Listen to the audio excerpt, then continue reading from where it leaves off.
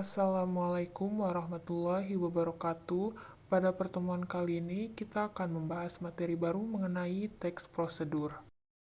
Dalam kehidupan sehari-hari, kita sering menemukan teks prosedur, dan tentunya ini bukan hal asing lagi bagi kita semua untuk mempelajari teks prosedur.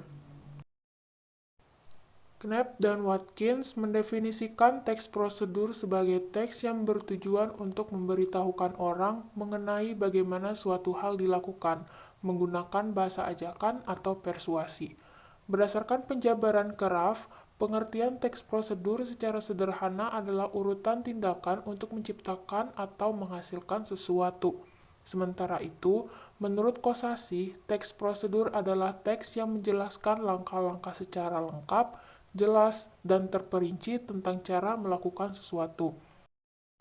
Nah, dari tiga definisi menurut ahli di atas, dapat disimpulkan bahwa teks prosedur adalah suatu teks yang berisi langkah-langkah aktivitas atau kegiatan untuk menyelesaikan suatu pekerjaan. Teks prosedur ini dibutuhkan sebagai panduan bagi seseorang dalam membuat atau menyusun sesuatu. Lalu, apa tujuan teks prosedur? Seperti definisinya, tujuan teks prosedur adalah memberikan petunjuk bagi pembacanya tentang langkah-langkah secara urut dalam melakukan aktivitas atau menyelesaikan sesuatu. Selain itu, teks prosedur juga memudahkan pembaca untuk mengetahui cara yang benar dalam melakukan sesuatu dan memberikan petunjuk jelas agar mendapatkan hasil maksimal. Nah, setiap teks pasti memiliki strukturnya masing-masing, termasuk teks prosedur. Apa saja struktur dari teks prosedur? Yang pertama, pengenalan isu atau pernyataan umum. Pada awal pembuatan teks prosedur, penulis biasanya memberikan penjelasan terkait tujuan dalam penyusunan teks prosedur. Hal ini juga bisa menginformasikan hasil akhir yang akan dicapai. Yang kedua, langkah-langkah kegiatan atau aktivitas merupakan hal-hal apa saja yang perlu dipersiapkan dan yang dibutuhkan dalam pelaksanaan atau pembuatan kegiatan tersebut. Bagian ini berisi informasi tentang alat atau bahan yang dibutuhkan dalam pelaksanaan kegiatan. Yang ketiga, penegasan ulang. Bagian terakhir ini menjelaskan tentang simpulan dari suatu prosedur yang telah dilakukan. Bagian ini bersifat opsional, yakni boleh ada dan boleh tidak ada dalam teks prosedur. Teks prosedur juga ternyata memiliki beberapa jenisnya loh. Penasaran? Berikut jenis-jenis teks prosedur. Yang pertama, teks prosedur sederhana. Teks prosedur sederhana hanya berisi 2 atau 3 langkah saja. Contohnya, prosedur untuk mengoperasikan setrika. Yang kedua, teks prosedur kompleks. Teks prosedur kompleks terdiri atas banyak langkah dan jenjang untuk tiap tahapannya. Contoh teks prosedur kompleks adalah cara pembayaran tilang oleh polisi. Yang ketiga, teks prosedur protokol. Teks prosedur protokol merupakan teks prosedur yang langkah-langkahnya bisa dibolak-balik, tetapi tujuannya tetap bisa tercapai.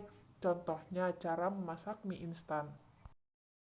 Nah, setelah tadi kita mempelajari struktur-struktur dari teks prosedur juga memiliki ciri kebahasaan. Yang pertama, menggunakan kalimat perintah. Yang kedua, terdapat panduan yang harus dilakukan. Yang ketiga, menggunakan kata kerja aktif. Yang keempat, menggunakan konjungsi kata hubung temporal. Yang kelima, terdapat aturan dalam hal bahan atau kegiatan. Yang keenam, menggunakan kata keterangan untuk menyatakan rincian waktu, tempat, dan cara. Yang ketujuh, terdapat isi kegiatan yang dilakukan secara urut. Yang kedelapan, ada numeralia. Apa itu numeralia? Numeralia dalam teks prosedur merupakan pilihan yang bisa digunakan selain menggunakan konjungsi. Numeralia merupakan kata bilangan yang digunakan untuk mengurutkan langkah-langkah dalam teks prosedur. Misalkan, pertama, kedua, ketiga, dan seterusnya. Nah, bagaimana cara membuat teks prosedur agar kita dapat menghasilkan suatu teks atau membuat teks prosedur ini yang panduannya jelas? Yang pertama, kita harus menentukan judul. Untuk menarik perhatian pembaca, kamu harus membuat judul yang menarik. Tapi ingat, jangan sampai clickbait ya. Judul harus memuat prosedur yang akan kamu tunjukkan dalam teks. Misalnya, cara membuat pot bunga dari limbah kertas, tutorial menyalakan oven, dan sebagainya. Yang kedua, menentukan tujuan. Setelah kamu menuliskan judul, tuliskan secara singkat tujuan dari teks prosedur ini. Hal ini untuk menunjukkan pembaca apa yang akan dibuat atau dilakukan. Dalam tujuan, kamu harus menyebutkan secara gamblang hasil akhir yang akan didapatkan. Yang ketiga, menentukan alat dan bahan. Bagian ini bersifat opsional, bisa ada atau tidak. Ketika kamu menjelaskan prosedur tentang cara membuat sesuatu, tentu harus ada alat dan bahan. Tetapi saat kamu ingin membuat teks prosedur tentang cara melakukan sesuatu yang memang tidak membutuhkan alat dan bahan, bagian ini tidak harus ada. Yang keempat, membuat langkah-langkah. Nah, ini bagian yang paling utama. Kamu harus bisa menjelaskan secara kronologis atau berurutan langkah-langkah yang harus dilakukan. Biasanya, langkah-langkah dijelaskan dalam bentuk poin atau penomoran. Yang terakhir ada penutup dan kesimpulan. Bagian penutup atau kesimpulan juga bersifat opsional. Penutup biasanya ditulis untuk menyimpulkan tujuan akhir dari teks prosedur yang dibuat. Nah, ini adalah contoh dari teks prosedur. Judulnya Cara Membuat Paspor. Paspor adalah dokumen resmi yang dikeluarkan oleh pejabat yang berwenang dari suatu negara yang memuat identitas pemegangnya dan berlaku untuk melakukan perjalanan antar negara. Bagaimana cara mengurus paspor? Berikut ini cara mengurus paspor dengan baik dan benar. Pertama, datang ke kantor imigrasi. Bisa datang ke kantor imigrasi yang tertera pada KTP kita atau kantor imigrasi terdekat. Kemudian, beli formulir permohonan. Formulir permohonan ada di loket yang sudah disediakan. Isi dengan lengkap formulir tersebut sesuai dokumen yang Anda miliki dan bawalah dokumen yang asli. Selanjutnya, serahkan formulir permohonan tadi ke loket pendaftaran. Yang setelah itu, ambil tanda terima dan jadwal foto serta pengambilan sidik jari. Jika sudah berfoto dan mengambil sidik jari, maka Anda sampai pada tahap wawancara dengan menunjukkan dokumen asli. Setelah tahap wawancara usai, langkah berikutnya membayar buku paspor dan menandatangani buku paspor. Minta informasi kapan jadwal pengambilan paspor yang sudah selesai. Pada tanggal yang telah ditentukan sebelumnya, kita dapat datang lagi untuk mengambil paspor yang telah jadi.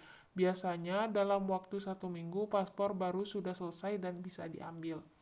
Nah, setelah kita mengamati sekaligus membaca teks prosedur yang berjudul Cara Membuat Paspor, kita dapat menganalisis struktur-struktur dari teks tersebut.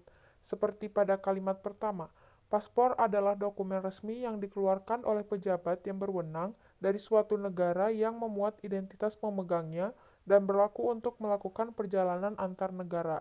Kalimat tersebut menunjukkan kepada struktur teks prosedur yaitu pernyataan umum. Nah, struktur teks prosedur yang kedua yaitu adanya langkah-langkah. Pada teks yang berjudul Cara Membuat Paspor, di sini sudah tertulis jelas cara membuat paspor secara urut dan jelas. Langkah-langkahnya sudah tertulis dengan jelas dan itu termasuk kepada struktur teks yang kedua yaitu langkah-langkah. Seperti pada kalimat pertama, datang ke kantor imigrasi, kemudian beli formulir permohonan, selanjutnya serahkan formulir permohonan, selanjutnya hingga seterusnya. Itu termasuk kepada struktur teks prosedur yaitu langkah-langkah. Pada tahap langkah-langkah, sebaiknya kita menulis numeralia ataupun menggunakan kata pertama, kedua, ketiga, hingga seterusnya agar memudahkan pembaca. Nah, setelah kita menganalisis struktur-struktur dari teks prosedur tersebut, kita akan menganalisis ciri kebahasaannya. Yang pertama, harus menggunakan kalimat perintah. Jika kita lihat pada kalimat langkah-langkah yang ketiga yaitu selanjutnya serahkan formulir permohonan tadi ke loket pendaftaran. Itu termasuk ke dalam kalimat perintah karena kalimat perintah di dalam teks prosedur biasanya menggunakan akhiran i, kan, dan lah. Selanjutnya menggunakan kata kerja aktif. Kata kerja aktif contohnya menggunakan imbuhan me. Dalam teks prosedur yang berjudul Cara Membuat Paspor, di sini ada kata kerja aktif seperti membayar, menandatangani, menunjukkan, dan lain sebagainya. Lalu menggunakan konjungsi kata hubung temporal. Kata hubung temporal ini seperti kemudian, selanjutnya, lalu, setelah itu, dan lain sebagainya, itu termasuk kepada kata hubung temporal. Ciri kebahasaan selanjutnya yaitu menggunakan kata keterangan untuk menyatakan rincian waktu, tempat, dan cara. Di sini sudah terlihat, yaitu seperti pada kalimat, serahkan formulir permohonan tadi ke loket pendaftaran, yang dimana menunjukkan kata keterangan tempat. Lalu terdapat isi kegiatan yang dilakukan secara urut dan menggunakan numeralia.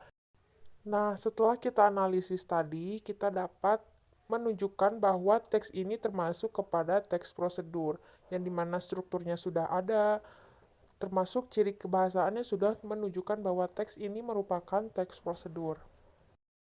Terima kasih dan semoga ilmu yang diberikan tentang teks prosedur bisa bermanfaat dan mudah dipahami. Tetap semangat belajar ya. Wassalamualaikum warahmatullahi wabarakatuh.